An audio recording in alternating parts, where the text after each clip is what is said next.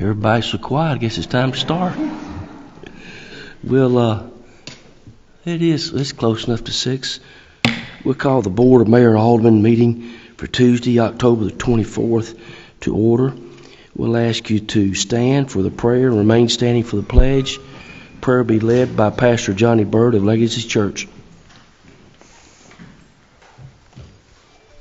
Father, thank you. Thank you for the awesome opportunity to live in this city by your divine will. Lord, thank you for Bartlett and what it's doing for its citizens. And Lord, thank you for these leaders who continue to make decisions based on what they hear from your word and what they hear from your will and what they hear from the people. God, give them grace tonight as they make decisions that will affect not just us, but generations to come that are going to call this great community home. Lord, give us grace to hear both the will of the people and to hear from heaven, to do what you've called us to do in this city, and that's to lead. God, give us grace today. In Jesus' name, amen. Amen. I pledge allegiance to the flag of the United States of America and to the republic for which it stands, one nation, under God, indivisible, with liberty and justice for all.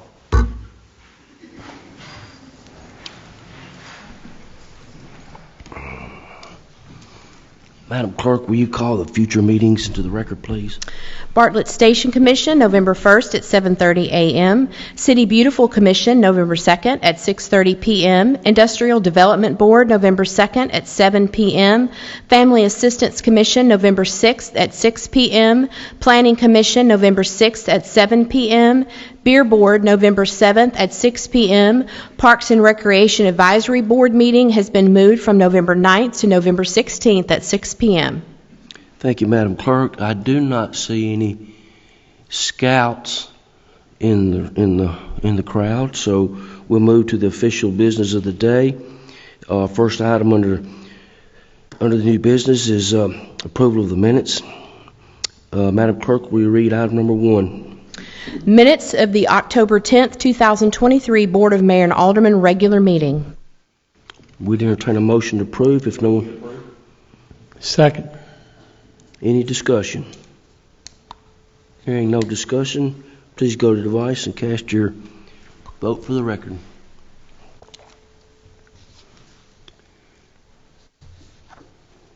Minutes from the October 10th meeting passes. We now move to the consent agenda. We have 4 items on the consent agenda. Any member of the board may remove any item for separate discussion and vote if they do wish. Hearing nobody with a desire to move anything from the consent agenda, Madam Clerk, will you read the consent agenda to the record? Item 1, special event permit for the Legend of Stanky Creek bike race. Item 2, special event permit for the 27th annual St. Valentine's Day 5K, 10K run.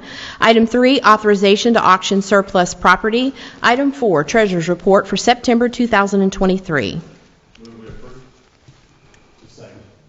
Properly motioned by Alderman Reeves and seconded by Alderman Griffith. Any discussion on the consent agenda? If not, Madam Clerk, we move it to the record. Consent agenda passes unanimous. So if I do sound tongue-tied, I'm trying to not cough and suck a cough drop at the same time, so please forgive me. Under new business, Madam Clerk, will you read item number 1? Item 1, appoint Deborah Bucas to the Parks and Recreation Advisory Board. We present her names before you tonight. Is Ms. Bucas in the crowd? I guess not. So I move we approve. Second. Been properly motioned. Any discussion? So please go to your device and cast your vote on Mrs. Deborah.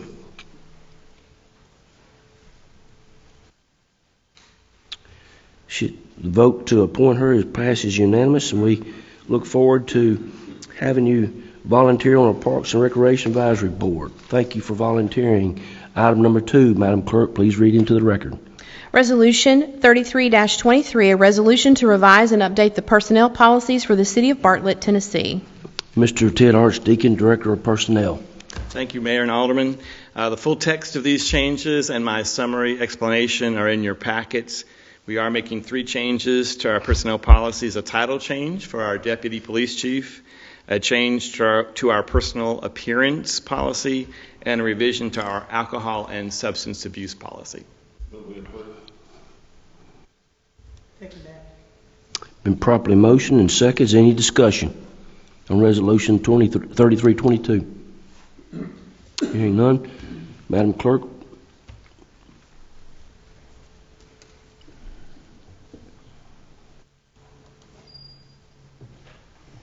Thank you. Motion passes. Madam Clerk, we read item number 3 into the record.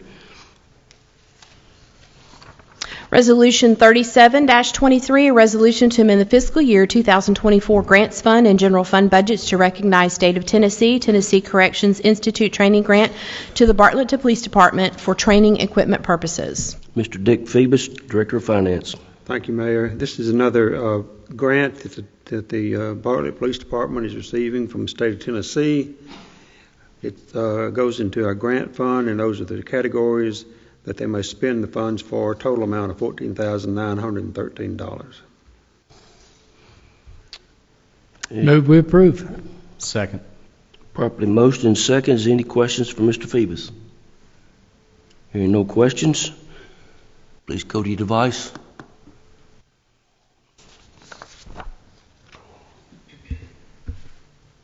Resolution passes unanimous. Madam Clerk, item number 4.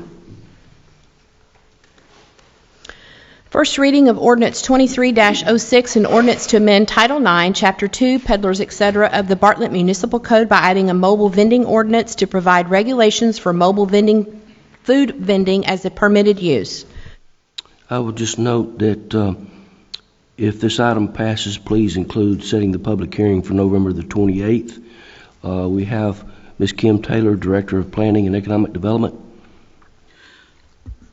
Ordinance 2306 is an ordinance to amend our current Peddlers Ordinance, Title IX, Chapter 2 of the Bartlett Municipal Code, and this is to add a mobile food truck ordinance as a permitted use with the approval of a Bartlett mobile vending permit. This ordinance will provide a standardized set of regulations and conditions for this ordinance, and for mobile food vendors so that they can obtain a mobile food permit from the city. Generally, an annual permit will be required. The applicant will have to provide a site plan to show the locations of the food truck. Operational information along with a checklist of items are required for this permit. For example, Fire Department and Codes inspection, State Fire Marshal certification, Shelby County Health certificates, proof of liabilities, insurance, and so on. All these items are outlined in this proposed ordinance. There will also be a newly required fire suppression system that is required by the State Fire Marshal. A background list of all the locations and info are required for the business to provide where they have had businesses over the past 12 months.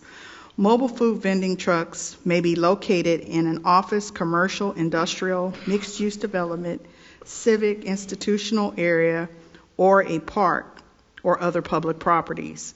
Mobile food vending trucks may be permitted in a single-family residence for a private party or an event under certain conditions. Mobile food vending trucks may be allowed in a park under certain conditions as specified by the Parks Director. Homeowner associations can also hire or obtain a mobile food truck for an event, and other mobile food specific events may be permitted in the city as well. For example, maybe a mobile food truck night at a park or at another public location. The permits will be good for 1 year. And since this ordinance will be on our agenda or your agenda 3 times, with the third and final reading being the public hearing, we in the meantime can make any changes or corrections that you suggest prior to the public hearing. Thank you. Motion to approve and set the hearing for November 28th. I have a question. We need to get a second first. We put that for discussion. I'll second that. So, okay, it's been properly motioned and second. Yes. So, Ms. Williams? Okay. So I was reviewing the ordinance, and I had a quick question. I used to own a food truck. So I was wondering regarding the waste, because most is required from a health department standpoint that food trucks have a fresh water and a waste disposal. Mm-hmm. And it's required that that's disposed at a certain location. What I've noticed with a lot of food trucks is that they don't utilize that. They kind of just open it up, and as they drive off at the end of the day, just let the waste come out on the road. So I wanted to see if we ensure that we add that to the application, that they make sure that they, it's required by the health department, but I think it'd be good if we confirm that where they're doing that, where they're disposing of the waste, because we don't want that on our streets. Yes, we do have a waste requirement on page 7 in your it's B. However, when we develop the actual permit, there will be a checklist that they will have to follow and sign off on. So that will be included on the checklist. If there's a particular way that you suggest that the trash is handled by the mobile vendor, I'm open to that suggestion and can word it that way for the checklist. Okay, thank you. And one more question, and I'll be done. I'm sorry. Second question is where food trucks are set up, because what I know from Shelby, from Memphis, food trucks are set up in areas where there are other local businesses that have restaurants, that have lease, pay taxes, and do all of that. So I want to make sure that we're not allowing people to set up their food trucks and it impedes on businesses that we have in Bartlett that are local business, and taking away from the money from the Bartlett businesses that actually pay Bartlett taxes and put money back into the community. Yes, I understand that, and we debated over that. So we can leave it as is, which says the actual property owner is to give the approval for the location and how long, up to a year, within a development or on their property. Or we debated whether or not we should have not only the property owner's signature, but the property owner obtain at least the majority or 2/3 of the existing restaurants within the development get their signatures as well. Okay, I like the second part. So thank you. Alderman Young? I have a problem with this part where you said they can get a permit, it can be renewed annually. Yes. That makes it a permanent food truck. I don't think we need permanent food trucks in Bartlett. You drive through Stratford and Summer Avenue, and there's a taco stand that's been there as long as it's 7-Eleven or whatever it is. But that's competing with the restaurant owners that are paying property taxes. And I have no problem with food trucks for events, and church wants to have a group of folks and a food truck being there.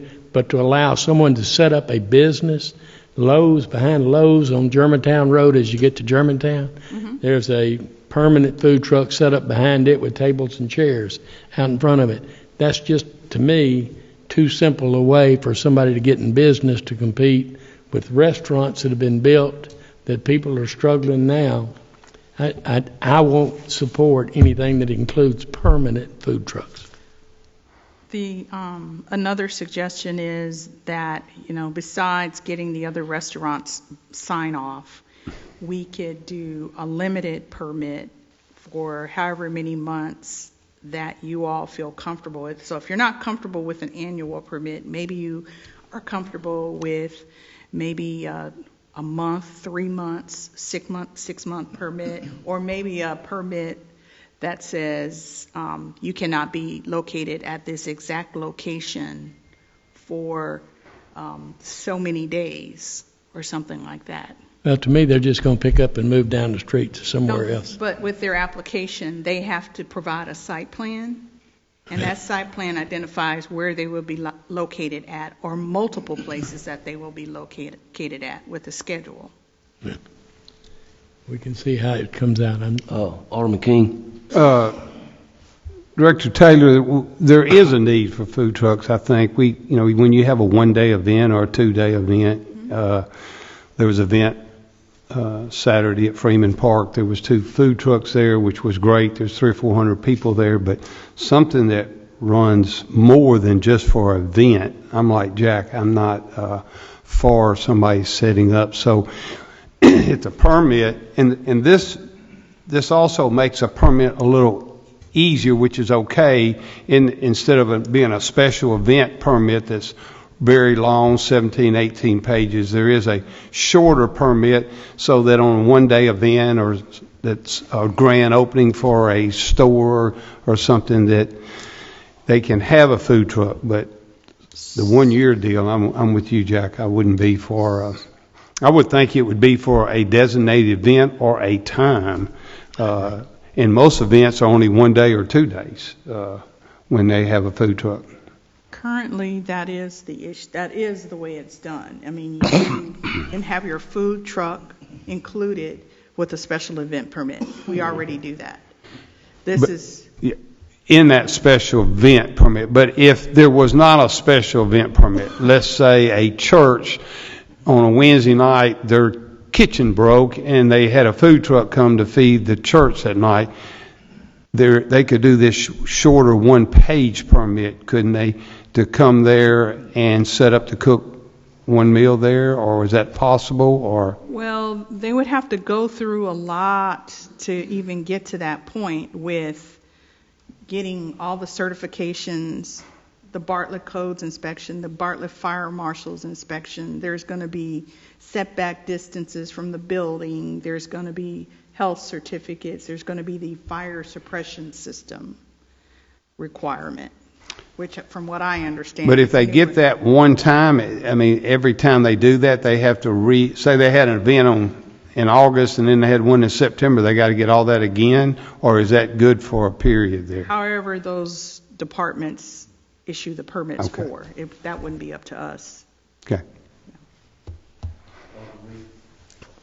So I've got a couple of questions, particularly on the tax side.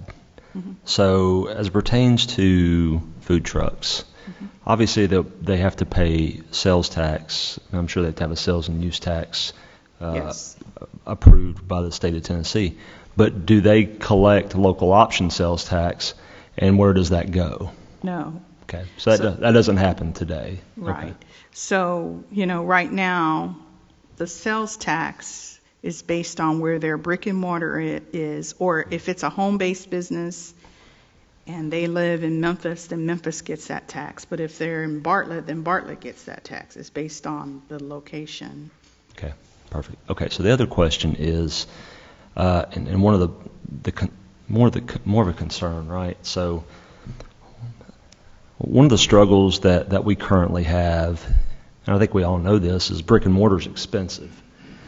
And the cost to starting a restaurant is extremely cost prohibitive. And I think it's part of one of the reasons why we struggle to recruit restaurants to the city of Bartlett. It's one thing to have a service where you have a limited amount of startup capital needed, but when it comes to a restaurant, I think we know from experience the cost associated with it is extreme.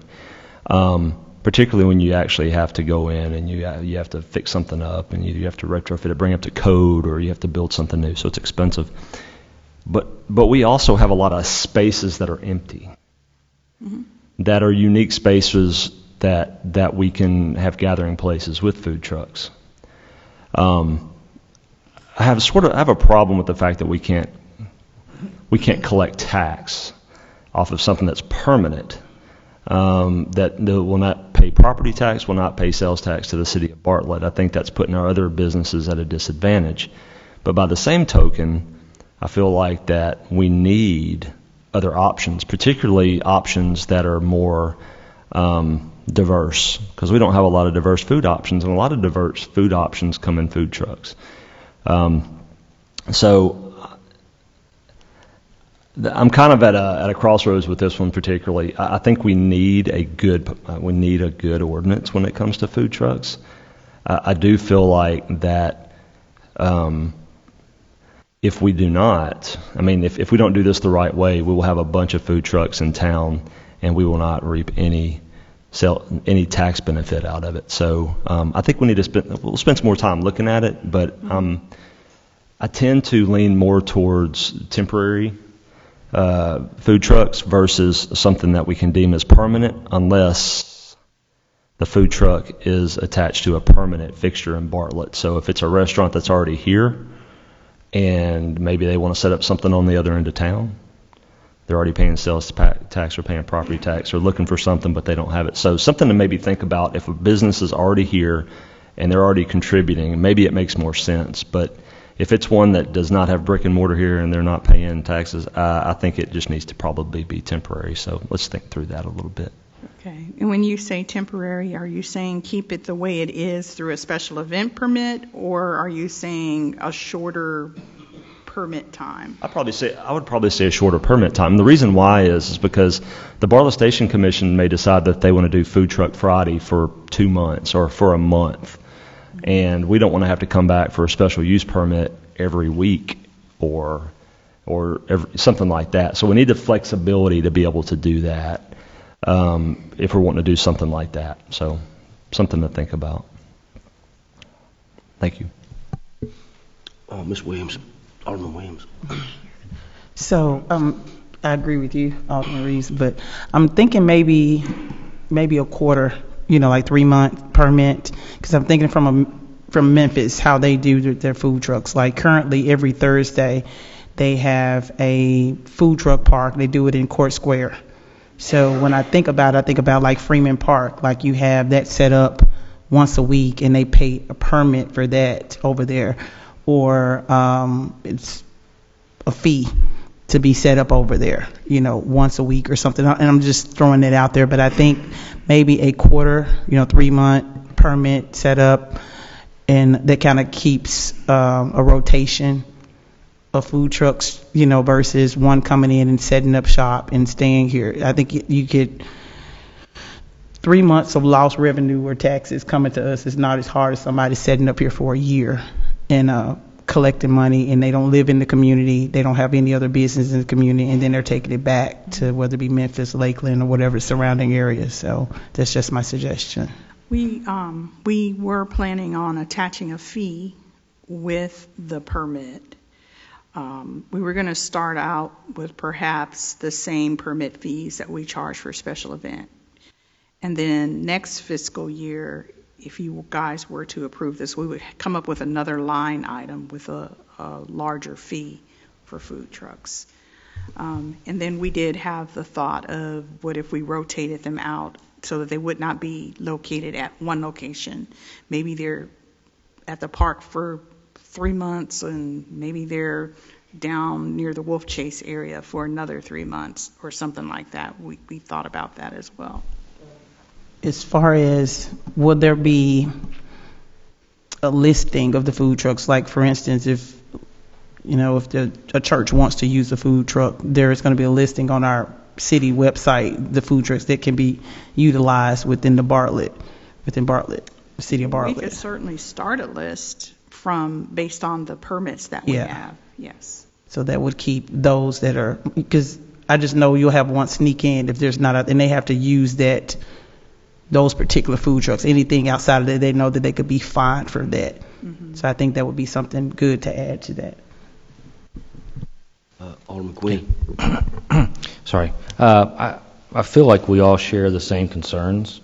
We're just trying to do things for the people of Bartlett. I think we've all talked to food truck people. We've all, and citizens having these discussions. It'd be nice if there was some way that we could capture the sales tax. And I don't know, that sounds like a lot of stuff for finance maybe to do, but I don't know if we, because, let me back up. I feel like this ordinance is really tightly written, so we're not going to have a lot of the food trucks that we see in Memphis, which is good, because we have to keep doing things to take care of the way the city looks and operates. But if there's some way that we could, looking at you, Dick, there's some way that we could capture the sales tax on that through the permits, and maybe that'd be the shorter fee, shorter time period for the permit, and then they could bring some paperwork in, maybe for the state reporting, because they have to report sales tax and pay that to the state. So I don't know if we can get a copy of that and figure out what our portion is, and that's part of their next permit or something. I mean, is that feasible? Is that too much to ask for finance to take care of? Because I'm assuming it would fall to you.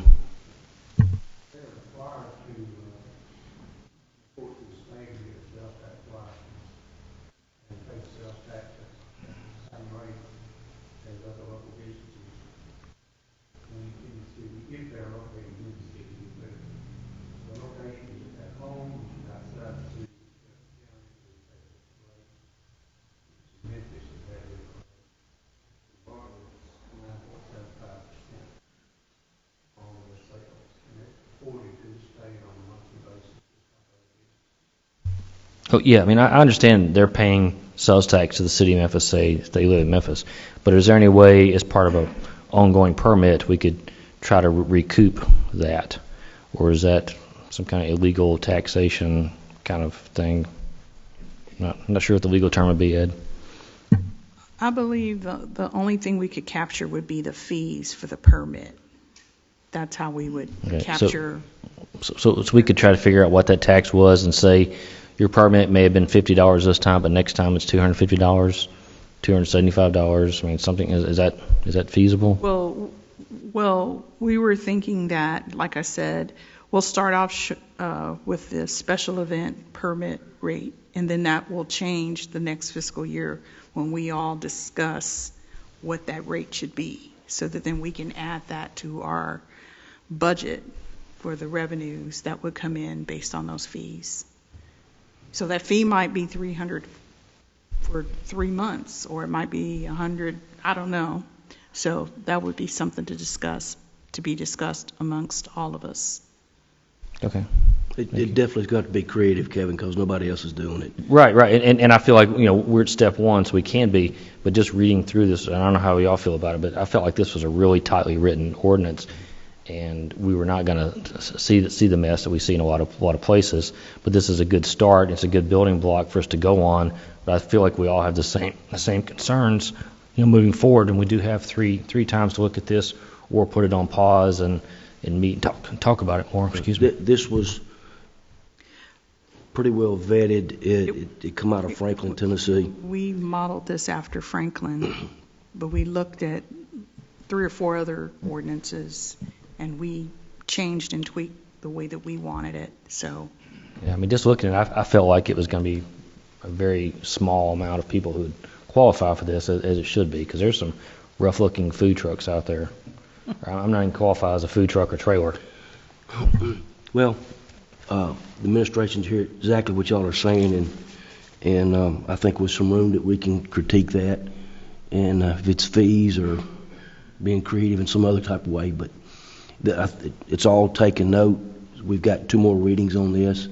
If y'all feel like we need to have a workshop on it, we'll be glad to hold that, to vet all the concerns, or take y'all's concerns and try to find answers for them.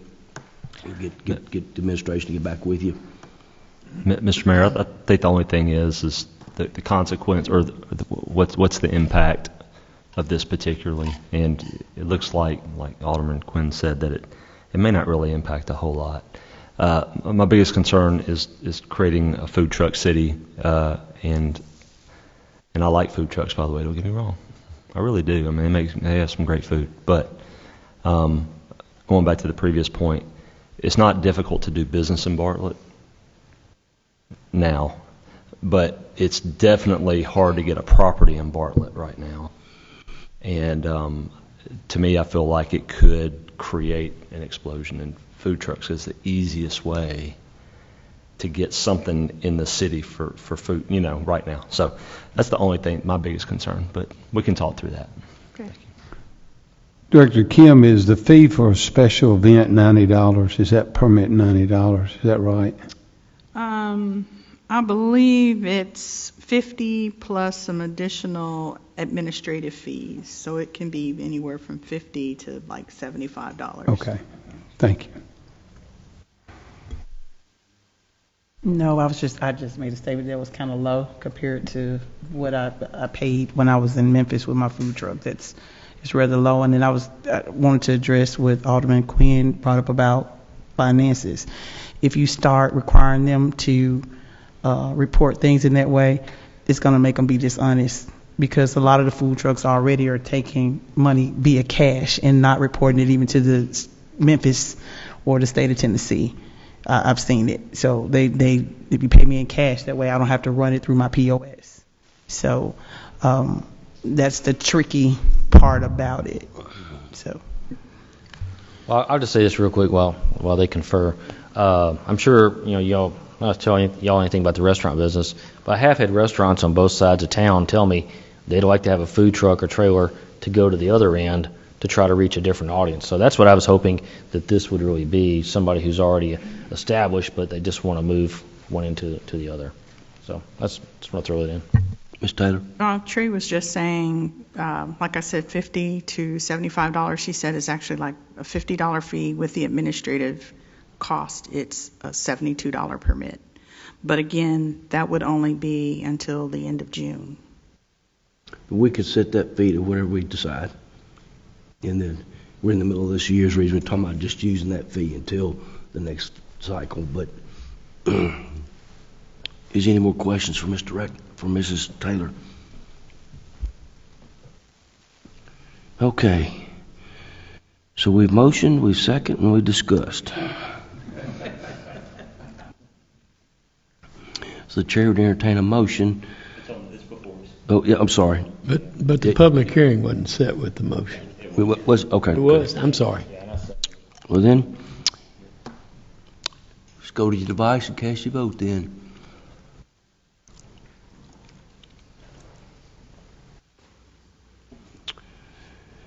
First reading for ordinance 2306 passes. Madam Clerk, will you read item number 5 in the record, please?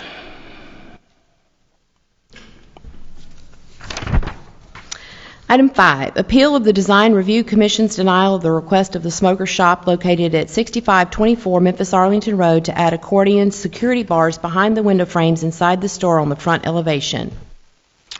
Miss Kim Tyler, Director of Planning and Economic Development. Yes.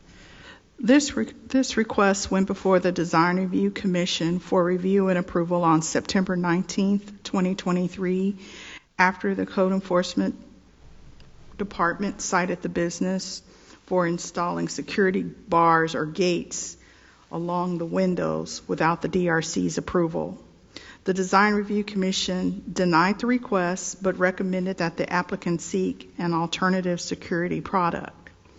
In May of 2018, the applicant submitted a similar application to the Design Review Commission after they had installed security bars behind the windows.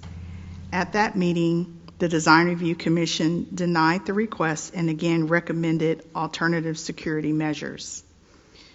Therefore, the applicant is appealing the decision of the Design Review Commission to this board. The business has been broken into 6 times this year through the drive-through the drive-through window and the sliding door on the side of the building. After speaking with the police chief, the applicant's surveillance video could not be downloaded and shared with the police department. According to the police reports, anywhere from $500 to $1,700 in merchandise has been stolen.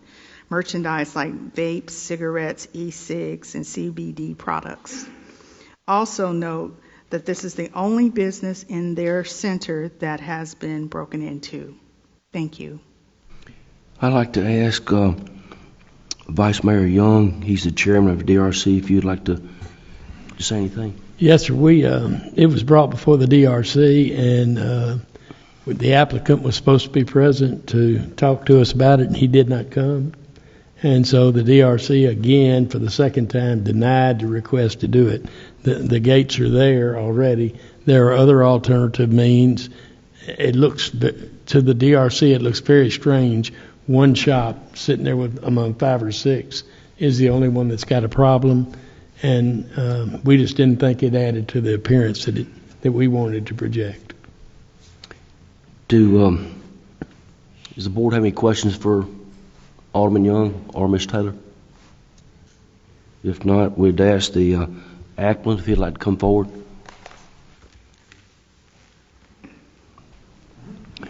Please state your name and address for the record, please. Ahmed Safrini, I'm the owner. Scott Turner, I'm representing, well, I'm here with Mr. Safrini. We were both present at the original DRC meeting. Just to reiterate, yes, we did try to come up with a design where we did the bars on the inside, where we could do tinted windows or something and kind of make it where you wouldn't see them. The committee did not want to go with that. We stated at that point, unfortunately, cigarettes are a highly targeted item when it comes to thieves because they're one of the few things you can steal and sell on the street for almost the same price as you sell them in a store. There's really not any other item that a thief can get their hands on that has the return rate of cigarettes, unfortunately. So throughout the history of the store, I believe it was 26 break-ins total. Total, yeah. In the basic 6 years it's been open. We were hoping going with the accordion style security gate, where it was something that remained open during business hours and out of the way, to where you didn't have the bars in front of the business during the day. Well, during business hours, which are what are your business hours? From 7 till 9. From 7 to 9, the bars would be open. It would be completely concealed to the side. And then, the closing hours, then I'm going to assume everybody's familiar with accordion-style security gates. They kind of just slide across and lock. That's what we're talking about. And that would remain closed when they're closed. The police have been great. They get there quick. If this was Memphis, I would almost say that the gates would be just a waste of time because they're just going to rip them down and get in the store and get whatever before the cops ever show up. And Bartlett, the response time has been excellent. That extra couple of minutes, 3 minutes that those gates give the store gives the time for the police to respond and stop theft. I mean, obviously 26 break-ins is bleeding the business dry. He's developed a pretty good clientele in the area. Selling cigarettes may not be everybody's idea of service, but it is a service to that area. People do come by frequently and used in patrons of business. So I don't know where the compromise is. We're hoping that something like the accordion gates that could be hidden during opening hours could be a possible choice. It's real easy to throw out, well, just do bulletproof glass. Well, yeah, that's astronomically expensive to do so. So, I don't know. That's where we are. We're hoping that that's a possible alternative. Did I understand you to say you were at the Design Review Commission? Yes, sir. I was. The very first one. In 2018. The last one, there was no one there. Sir, my mom had cancer stage 4. I understand that, but the bottom line is, did you know the Design Review Commission denied your request? I didn't. I personally wasn't aware of the other meetings. I wasn't there. I couldn't make it. But you put them up after it was denied. No, and to say it was up already before I approached, because it became very, very stressful. After the 6 break-in within 1 month, the police department were aware of that. It just became to a limit where I'm bleeding. And they broke in. The second day they broke in again. The third day they broke in again. And the police did a phenomenal job. I would love to say something beside that. They showed up. They were sympathetic with me. They even stayed all night. I stayed there personally 3 days because every time we fixed the glass, they come in, they broke the second day, then the third day. And I heard the lady saying $1,700 total. That's $1,700 to $2,500 per break-in, minimum. Okay, let me get where I understand better. I think someone just said that there were six police reports, and he said 26 times. No, this is since 2018. Since the inception. Since 2018, since we opened, total of 26, and not all of them were reported to the police. Not all of them. Okay, and Like you if also indicated these gates are not visible when they're not open. I mean, I think if you drive by there right now, they're very visible. I just drove by there on the way here. They were completely open. No, but he said they weren't visible. If They're open, absolutely visible. You have the pictures. I provided some. I don't need pictures. I live around the corner. I drove by there on the way here. Well, You sir, can drive in front of your store and you can see the gates that are, I mean, they're not closed, you're right, but it's very clear what they are. I 100% agree with you, and I'll tell you my options. They showed a film that they told me it's supposed to delay the break-in. So we put that film, they broke into it, we did it in the side. So they just cut through it through a razor. Then we put the bars in 2018, and you guys did not like it, so I took them away. So, and actually the police report, the last police report, it shows the success of these gates. It delayed, they broke into the store, they couldn't get in. By the time they tried, they spent 3 minutes, the police officers showed up, and for the first time, they did not steal anything. It did show the improvement. And I didn't even touch it because I don't know what, I kept that side broke, where they broke into these gates.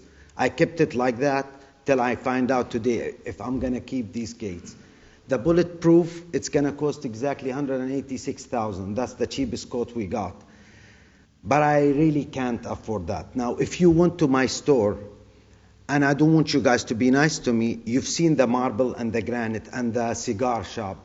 I'm not advertising for certain other tobacco stores does. I'm always advertising for cigars. It doesn't mean it's a good thing, but it's much classier. I really love this city. I mean it. I'm not saying it because I love working, even the police officers. What they've done to me, I know in Memphis. I own a lot of shopping centers in Memphis, Tennessee. And I always try to be a part of Bartlett. The business here is great for me. I love to stay here. I pay my sales tax, and I pay a lot of taxes from that store. And if you guys are unhappy with it, I'll still take him. I have no problem. But I urge you, I'm really bleeding. And the solution of closing the store, it's there, but I cannot take it. The insurance are not giving me a policy anymore. I've tried, and now I'm at the limits. Any more break-ins? And again, I keep, because I would love to remember these police officers' names. They did beyond what they're supposed to do as a police officer. I would not expect 5% in Memphis of what they've done. So, and I did my best, and that's all what I can do. And if it doesn't work, hey, God knows better. Is the option of making the security gates more attractive when they're open, is that a possibility? I can't speak for the Design Review Commission. The Design Review Commission said no. That's up to this board if they want to override that. And I'm assuming the design review I apologize for not being aware of what the last ones were. Was the security gate what was presented? The accordion gate? Okay. Alderman Griffin. One question, because you mentioned, I think it was mentioned previously about the break-ins happen through the sliding door, but yet the gate is over the front door that's not the sliding door. So how is that defeating the break-ins that are happening through the sliding door if the gate's over the doors that open on the front hinge? And how is that defeating any break-ins there if they continue to happen at the sliding door? It goes a whole in the whole front. Where the glass starts, where the storefront is, you're going to see all of these gates. And basically, they're tracked, basically 8 feet. And once you close them, they become 1 foot. But once you open them, they extend up to 8 feet. And they go down the side as well? Yes. I was going to say, because the concern is over the gates being across those front doors, but the break-ins are happening on the sliding door, which is on the side of the building, correct? It's a corner storefront. Right. The gates go yeah, I know exactly where it is. Okay. But all the images are showing us the pictures of the gates across the front of the store, yet the break-ins are happening on the side of the store. So that's why I was concerned. So we have it there. We installed something that installed something on the front That's the broadest exposure.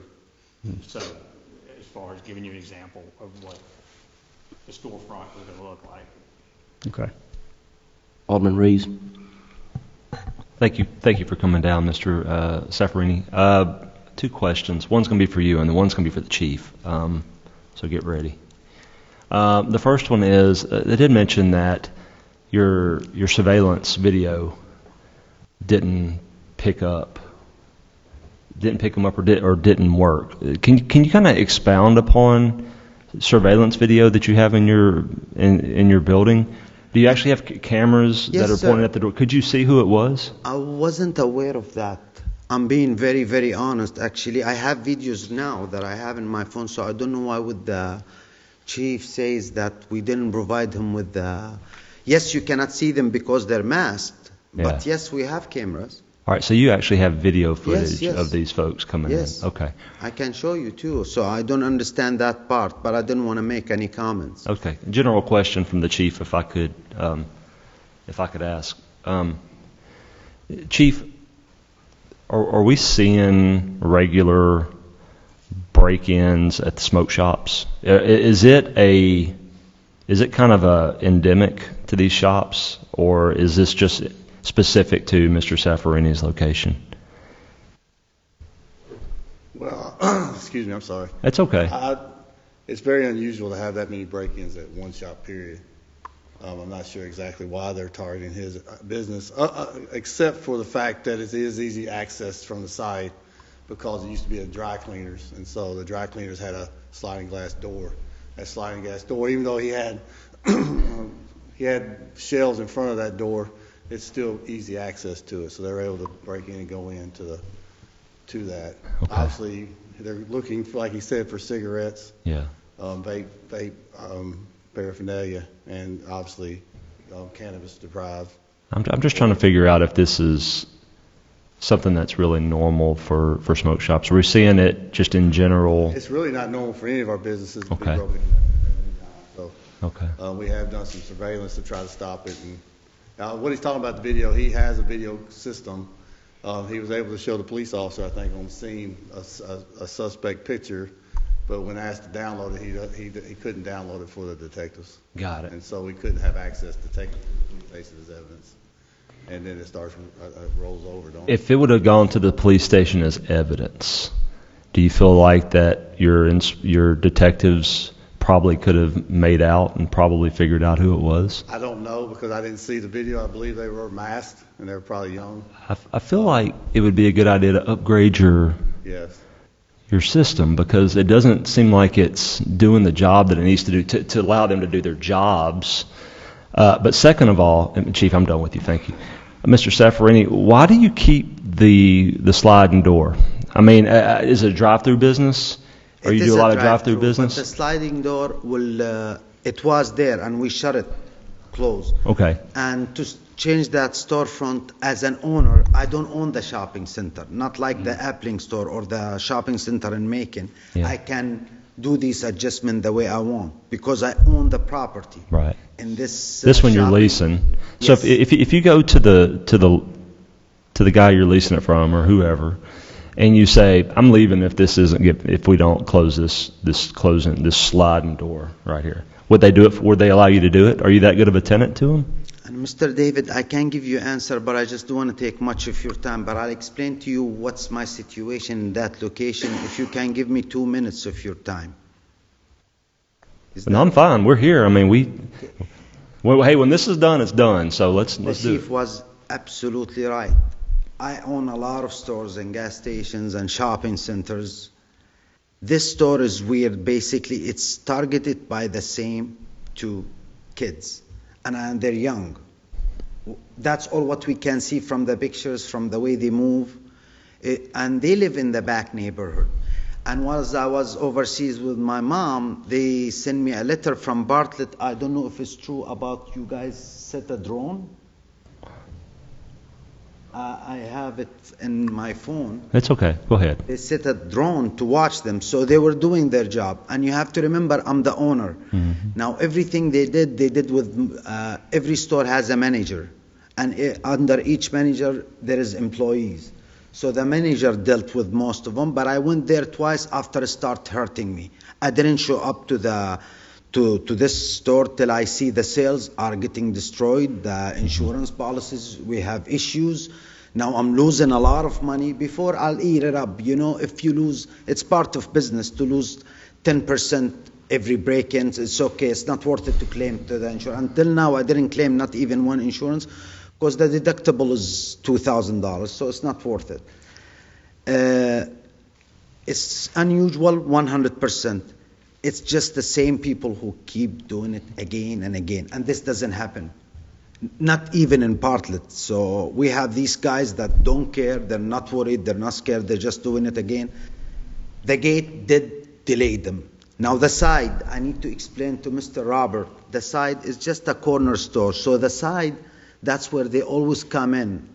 They're scared to come in from the front. But I know if we keep the gate in the front, if you want to steal, sir, from my experience, and sadly, I have a lot of experience with break-ins, not because I like it, because of I own so many locations. If you want to steal, you'll steal, nothing stops you. It's very hard. It's easy. What shocks me, the amount of work they put in to steal, I swear I'll hire that guy to work for me. Are you sure they don't? Are you sure they don't work for you? Are you sure they don't work for you? Because typically when something like this happens, I love my employees, sir, and I really would defend them. They're good people. They've been with me forever. And don't believe me, go meet them yourself. They've been with me forever. I'm not saying that they're not, but I work in similar spaces, and typically a lot of times these are inside jobs. But they are having to violently break in. It's Yeah. not something where somebody picks a lock or something like that. Yeah. Sadly, sir, all my employees like a little bit heavy set like me, and the ones who break in are really, really, really, really skinny. I'm not judging anything. I'm not saying anything. I'm just telling you. So here's my point of view. If I could just share it with you, when we start putting accordion doors on our business, it signals to the community a problem. And well, it is, but there is a problem. Yes. But is it a problem with the broader community or just this one store? And this signals to them that what they think it's an issue with the broader community when they see these things that they typically see on streets that are on every door of every business. If we start approving these, it signals a major problem in the overall community, and I don't think that that's the case. At least when I hear the crime statistics from the chief, that's not the case. But what does concern me a little bit is that you've got video that they can't do their job because they can't get the video to download it to go do their detective work to find out who it is. So I feel like there may be a missing step here.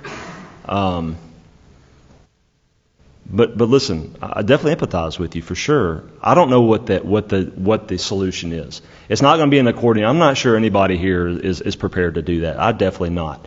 So either A, you need to go talk to the people who own the property and say we gotta shut this sliding door. We can't continue to have this. It's killing us. And you need to probably figure out how to get your video to the cops. That way they can actually go do their job. That would be helpful. And trust me, we had this happen where we got ripped off because I own a business in Bartlett as well. We had the video. We gave it to them. They went and found them.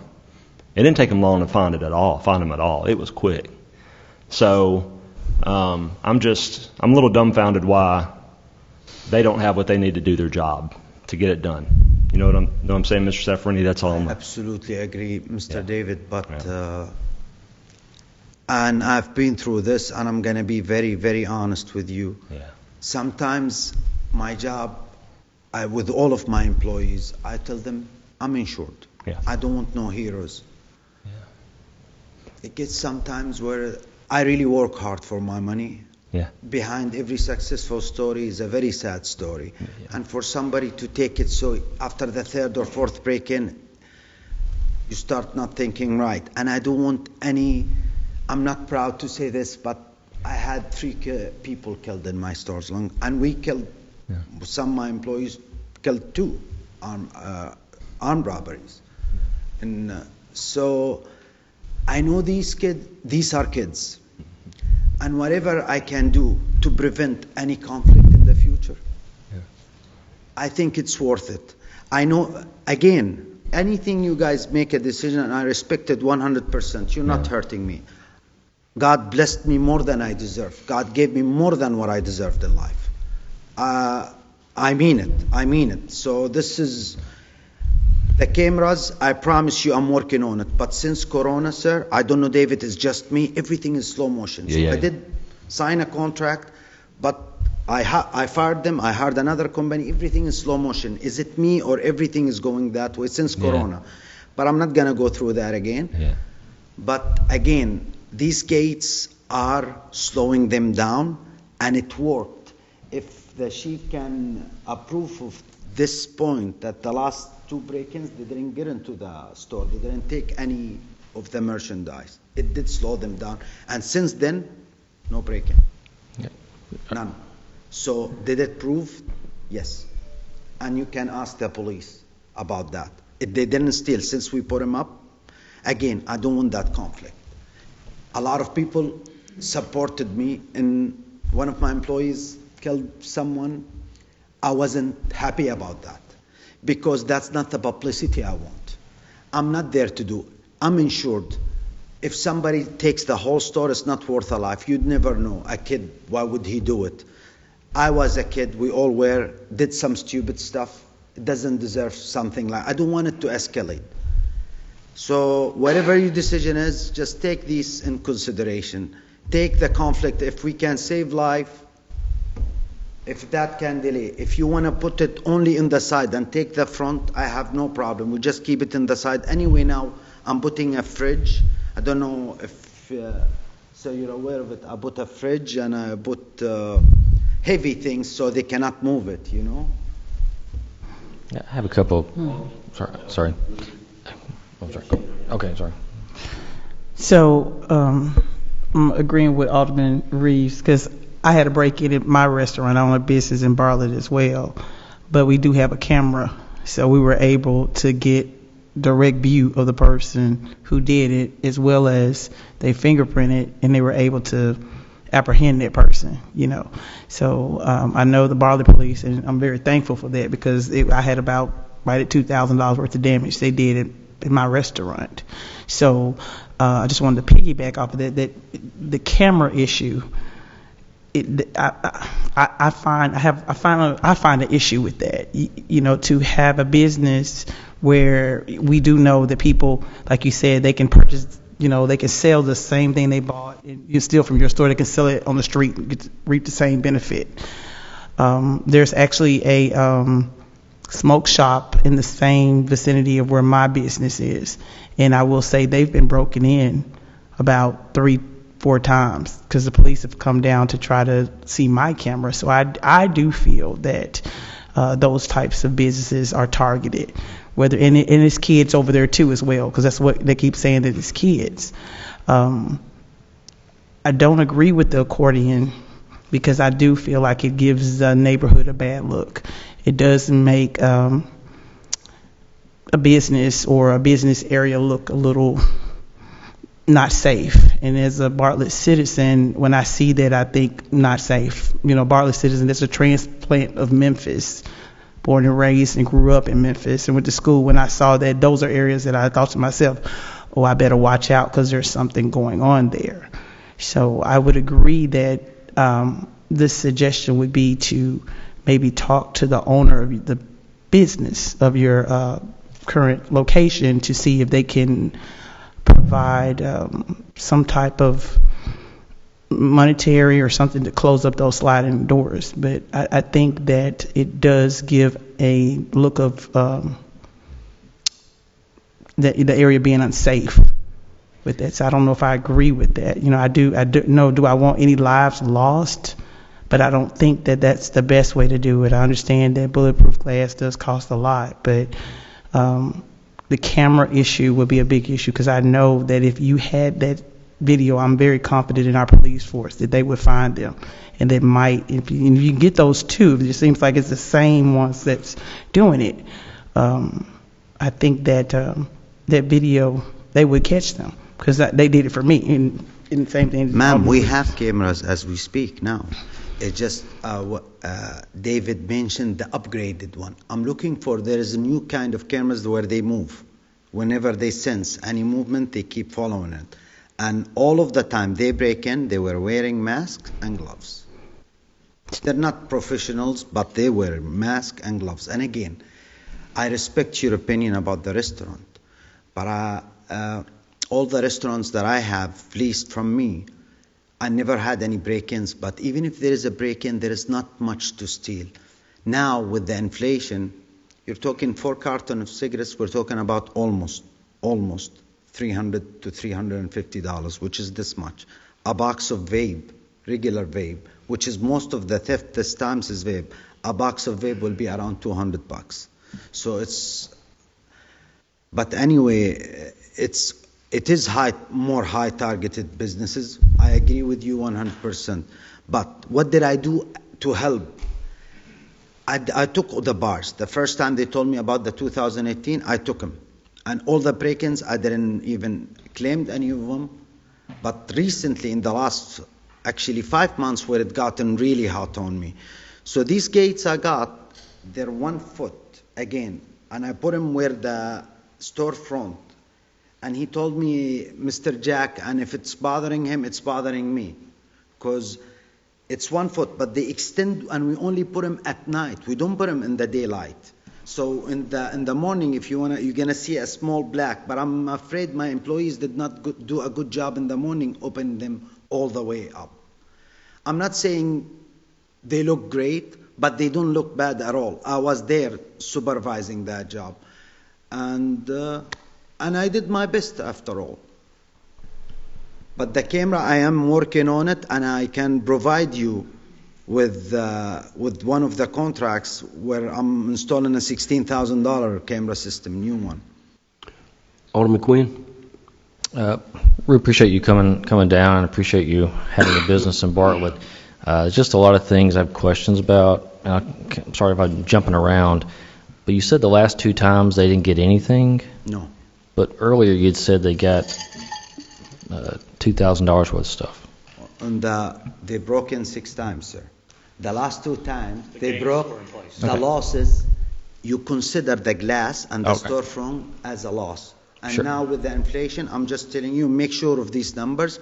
Every broken glass is around $600 to $700 for them to come and replace it and do the resale. Oh, okay. But you're saying, let me back up again. So when did you first put the accordion gates up? I think it was in 1st of July like 1st or 2nd of July. Okay, but of this year. But you remembered that the DRC had already denied that. Say that again. You remembered 5 years ago the DRC had denied that, right? They denied the metal bars. We didn't do. It didn't occur to you maybe it's a different shape and metal was kind of the same thing. You should ask. So you're just playing semantics with it. Okay. Those are much easier. No, I understand that. Yeah. You understand me? So if you guys didn't like it, but at least I'll stop the bleeding. My job there is to stop the bleeding. I don't want them to get something. And I would love somebody to stop me if I'm saying it wrong, especially the chief here, if he can listen to this. If a thief comes in and get a good chunk of money, that's an invitation for a second time. And he comes and make another money. It's just an invitation to him and to his friends. No, I understand that, but have they come in the same way 26 times? No. We're talking, I'm here for the last basically 8 or 6 times. So they used to come on the front. It happened so many times, but it's all reported. And some of them we didn't report to the police because it wasn't worth it, sorry. If they broke into the glass wound and got scared, because the police shows up really fast. Because of an alarm? Yes, because you have a glass break sensor. Yes. Okay, because the other smoke shops around town, they use the film, and it's not bulletproof. If we come to the point where we need bulletproof glass in Bartlett, we're in a whole different kind of hurt than just this. But the film is not that expensive, and the other shops have it. And some of the other shop owners told me they would never want to have that look because it scares their customers, just like it scares anybody driving by. So I don't understand why you didn't go with the film, or maybe take that window out. I mean, there's more security at a Kroger gas station than there is with the sliding glass doors on your building. I just don't understand why you wouldn't do something about that. I'm sorry, I didn't get your last point. Why is it in Kroger? If you go to Kroger, to the little gas station, they have the glass, they have the little tray. There's a KFC in downtown Memphis is like that, and that probably is bulletproof. But, I mean, what are you handing out the windows or the drive-through that you need such a large sliding doors? I mean, it's no longer a dry cleaner. The side, I say that I don't own the building to do that part. This is a tobacco store. I understand, but you've lost a lot of money. I have the vape that I have, because I have variety. You said they were stealing cigarettes. And I said vape too, sir. So now it's vape too. No, I did say cigarette and vape. Yeah, you talked about selling cigarettes. 4 cartons of cigarettes is around $300, and 1 box of vape is around $200. And that's what I remember I said. If I didn't make that clear. Yeah, I just don't understand why you haven't done something with the drive. I know you don't own the building, but I understand how landlord-tenant relationships go. And if they want to keep you there, then they would be willing to brick it up or do something. Maybe you should close it. I just don't understand why. It is a little dark around there. I will say that, and a little isolated at night. It's a residential area, so it's not as busy. But I just feel like there's other options that you haven't exhausted yet, besides the gates that you've already been denied before in theory. Mr. Mayor, could I call the question?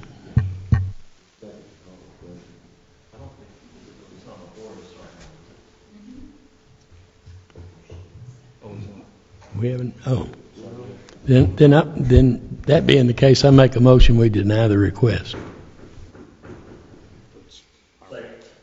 So the motion is to deny the appeal. Right. Bill properly seconded.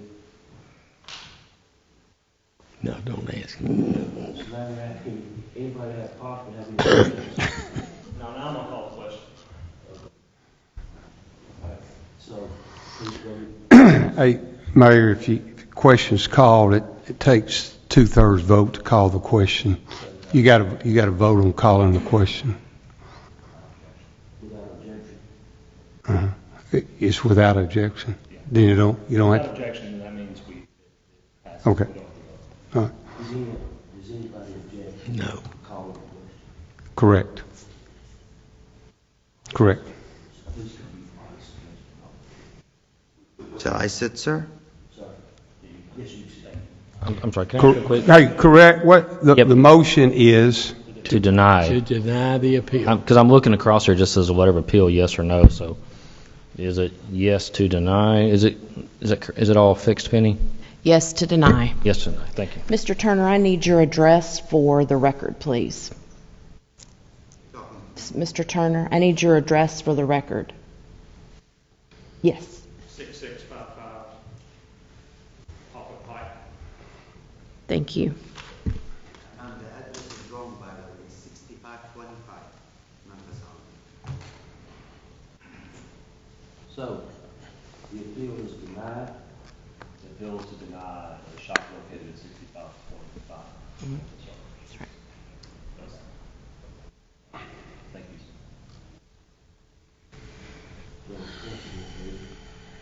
So we move to open discussion. Open to the board first, and then the directors. Is anybody on board to discuss? Seeing nobody on the board, move to the directors. Seeing no directors come forward, the citizens to please open the discussion citizens forum prior to starting. Sorry. If a citizen completed the open discussions forum prior to the start of the meeting, they may come forward and state their name and address for the record. The citizen will have 3 minutes at that time, which a buzzer will sound. They must sit down. The total time for open discussion is 20 minutes. Does anybody wish to come forward to speak? Yes, ma'am. Ma'am. Just come to the microphone there. It should be hot where you can start talking. State your name and address. Kimberly Gearing, 8485 Spotted Fawn Drive, Bartlett, 38133. Good evening, everybody. I'm going to be very quick. So I was just coming here tonight because I noticed I've been living over at Spotted Fawn for a little bit over a year, and I'm speaking on behalf of a few residents. We have noticed that we have a pond that's located within the residence that we in the residential area in Richland Valley that we was wondering who had owned that pond. I called the city of Bartlett and they informed me that the Bank of Bartlett owned that pond. So when I called the Bank of Bartlett, tried to get in contact with somebody over there, gave them my information, told them that there's a pond over there that has pretty much been abandoned. It's very swampy, trees is overgrown. It's like a walking trail that you can't really walk on anymore, and just really looks really bad. We got neighborhood that's like, the neighborhood is so beautiful. Like the neighbors take care of the lawns, grass is cut. We got kids that play around. We used to have like people out like barbecuing in the backyard. It's just really like having a good time by the pond, but now it looks really bad. So yeah, took my name down, told me that it's going to get back to me, and it just was crickets. No, nothing. So my neighbors was just getting back to me and was like, Kim, have you heard anything? I was like, no, I haven't heard anything. So then I got wind of you guys, and it was just like, can you come and say something and just let somebody know and see if you can get some word out to see if you can just get somebody to come out and look at this issue, because it's just been abandoned. I used to be a resident over on I used to stay in Stone Hollow, and we had a pond around there that was owned by the city of Bartlett, and so I know how when areas that is owned by the city is well taken care of, the pond and the playground looks really good. But living over here, we see that when the city doesn't own and somebody else does, it just becomes abandoned. So we was just looking to see if you guys can help us out. Yes, ma'am. Excuse me. The crickets was from the Bank of Bartlett? Okay. Well, since I've been mayor, we've been in contact with them on several things over there, and they took that development back, and we just need them to finish it. We've asked them, we'll reach out to them again and ask them to finish that, and then if they get that finished, then it's going to be turned over to the HOA. Okay. So we'll reach out again. I'll talk with our director of engineering, and we'll speak with Mr. Willoughby over there. I don't know who you talked with at the Bank of Bartlett, but we'll reach out to the Bank of Bartlett and see if we can encourage them to wrap this thing up so we can change hands to somebody who can take care of it. Excellent. Thank you. Thank you, ma'am. Yeah. Sorry you had to wait so long to get to that.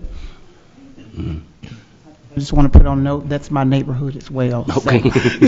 Yeah, and I believe the bank already fixed the fences out there, right? They got that all fixed. So, Correct. Yeah, because I talked to them about that, but it was kind of in transit, so they were. I'm not sure where the pond is, but we'll get them to look at it. Another pond problem. Anyway, ma'am, he was referring to the split rail fence. That a lot of those was down. They went out there and fixed it. But anyway, sir, the podium's yours. George Holder, 6977 Memphis Arlington Road. I came down here for an issue that I found out is in the planning commission, so I'll contact them and see if I can participate in that. Rather than go home, I decided I'd stay here and listen to activities going on. I'm a 72-year Ellendale resident, graduated Bartlett class 65, couple of years ahead of young Jack over there. Sir, everybody was ahead of Jack. But I have to say I'm impressed with the way y'all handle yourself here. You know, I don't come down here about once every 10 years for an issue, and every time in the past it's been successful for me. but I just wanted to rather go home. I said I'd just come up here and tell y'all I'm impressed with how you handle business, and I'd vote for you, next election, every one of you. Thank you, sir. Thank you very much. Tell your friends. You don't have to wait 10 years, though. Class for you, Bartlett? I can't remember. 76. 76. Mm-hmm. All right, 94. Any Bartlett grads up here? 3 Bartlett grads. I went down here, Bartlett. What year were you? He was there in 14 when the auditorium built, he said. I was a 67 graduate. Were you in Blushville? Yeah. No, he was 65. Yeah. He was with him. Sir? My name's Eddie Austin. I reside at 8485 Spotted Fund. And my issue is we have like a lot of speeders coming in the neighborhood. They come from New Brunswick to beat the four-way at New Brunswick and Ellis, and they really speed in the neighborhood. And we have like a lot of pedestrians like walking and kids playing. And I've seen what they do on Rainier Creek. I work for the city of Bartlett, so I see like a lot of people like slowing down in the neighborhood since we have patrols over there. And I was wondering, could we possibly get the same thing over there? So I'm sorry. So what's the address you seen? 8485 Spotted Fawn Drive. Spotted Fawn. Yeah. And you want to get the same thing what did they have over there? On Rainier Creek, I see they have like the motorcycle cops out and extra patrols, and they slowed the guys down a lot that come through there. Okay. He wants a little right. Yes, sir. We can. I can let our chief address that, Okay. and you can. And that's what we're here to do. Yeah. We're not. We don't want to. We want to discourage that all that we can. So, Yeah. Chief, was you clear on where that's at? Yes, sir. I'll talk to them right now. Okay. Yes, to talk with you afterwards. One more thing too. Yes, sir. It's about loose trash, really.